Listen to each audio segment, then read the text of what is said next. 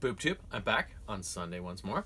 Uh, Had some time on my hands this afternoon, so I thought I would do my second entry in my Bill 69 vlog series. If you'll remember, in my first one, my introductory one, I talked about me and my buddy Simon's retro video game quest of completing 69 old school video games and kind of documenting our progress. I blog about it on my GameSpot blog, and I post videos or photos of our progress on Facebook and stuff like that. So it's been going on for a long time. When last week my first blog entry for the first group of 3 games was back in March of 2013. So this has been going on a while. And so this second entry is for the next set of 3 games that we completed originally, which I posted about those on December 6, 2013. So like half a year after our first set of 3 were completed, we got this second batch done.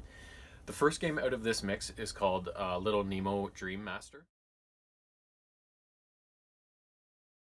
It was released for the Nintendo Entertainment System back in 1990 and was produced by Capcom, who arguably, if I had to pick one producer of games back then, and still now to this day, they still produce games. They would arguably be my favorite. They made all the Mega Man games, Bionic Commando, Street Fighter, all of the Disney tie-in games like Rescue Rangers and DuckTales and stuff like that, which were some of my favorite games back then. So they really had a really solid library, and all their games had this really neat cartoony look, great gameplay, great sound, always kind of revolutionary in a way. They always had different features to them that were new and exciting and stuff, so they always did a really good job. Little Nemo is the story of a little kid. Actually, I forget his name. But anyway, he's this little kid who falls asleep and goes off to Slumberland. The only problem is the king of Slumberland, Morpheus, has been kidnapped by the evil Nightmare Lord of Nightmareland, and his name is Nemo, of course. Like, what am I talking about? Nemo is informed of this by Princess Camille, Morpheus's daughter, and so Nemo is determined to make it through Slumberland and track down the missing king and save the day and face the Nightmare Lord. If you'll remember my first blog, I talked about a game called Kid Chameleon, who was just this regular dude who didn't have any powers, but when he put on these masks, he would gain certain abilities. Little Nemo is much like that. As you're making through, I think, is there 8 levels in this game, I think? As you make your way through each level, the only type of weapon you have as Nemo is you can throw candy at animals that make them fall asleep. So anything that's trying to attack you, you can toss them this candy, they'll eat it, and they'll go asleep and no longer be a threat. Now, there are a certain number of animals that you can actually almost jump inside of and then don their kind of suit, you know? There's frogs and, oh god, what else is there? I don't remember exactly, but there's, in each animal, much like in Kid Chameleon, the animal will give you a different set of abilities that you can then use to defeat enemies or make it through an environmental obstacle or whatever. And if you make it through all 8 levels and learn to use all your suits to their maximum efficiency, then you can face off against the Nightmare Lord and save the day. So, really exciting game. My friend Simon had it for his Nintendo back when we were kids. I never owned it personally up until recent years when I kind of bought it on eBay to add to this quest that we're on. So, but back in the day, we really used to play it quite a bit. But I don't think we ever got within a sniff of beating it. But obviously, all these years later, as mature adults, we were able to buckle down, drink a few beers or coffees depending on the season, and get it done. So that's the first game in this entry. The second game is a game called Renegade, which was released for the Nintendo Entertainment System back in 1987, so it was a pretty early one, by Taito.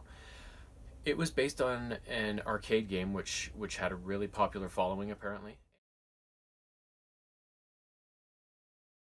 And I think it kind of led the direction for future games of its type. There's not much story to it. It's just you control a guy named Mr. K. It's a single player game, just like Little Nemo is. And for some reason, there's this he's out to get vengeance against this gang of thugs for some reason, and so you embark on this quest to exact this vengeance for Mr. K, and you have to play through 4 levels. So it's pretty short, and overall, it's Little Nemo was a much harder game, not ultimate hard, but hard in the hard realm. Renegade is, if you sit down and you're serious about it, you can beat it almost every time if you really want to. It's short, it's easy, but it is a lot of fun. The first 3 levels are like pretty linear, and there are some interesting features. In one of them, you're getting attacked by guys on dirt bikes, and so you have to jump kick them off the bikes. So the timing of that can be a little tricky. Sorry, a little tricky. And at the time, that was kind of a new, like, kind of a cool part of a game, like kicking guys off motorcycles, right? Like that was a pretty interesting add to that game. And then one of the other levels, you're actually on a motorcycle driving down the highway, and you got guys chasing you on their own dirt bikes, and you have to kind of kick them off and stuff. So that was another kind of interesting feature. The last level, though, the 4th level, is where if you do run into trouble on this game, that's usually where it's going to be, for 2 reasons. First, it's kind of a maze. You have to find your way through all these doorways in this building, and if you don't memorize the right route, you kind of go around in circles, and you can end up having to face off again against previous bosses in the game. So I don't think there's any continues in this game, so you only have a certain amount of lives. So every time you die, it's a big deal, right? So you don't want to face the bosses any more than you have to, right? So and then the other hard part is that once you get to the end, the last boss is like this guy. He kind of looks like Schwarzenegger in these green fatigues, like right out of Commando, right?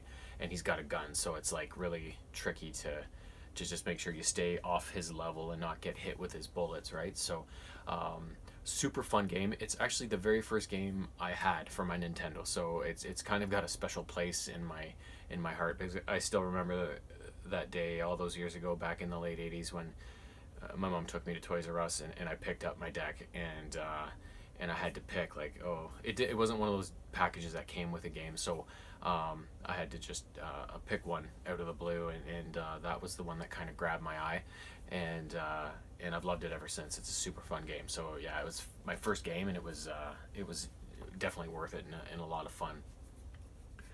The third game in this is for the Sega Genesis, so this is the first one that goes kind of off the board of the Nintendo. Oh no, sorry, Kid Chameleon was on the Genesis. Never mind.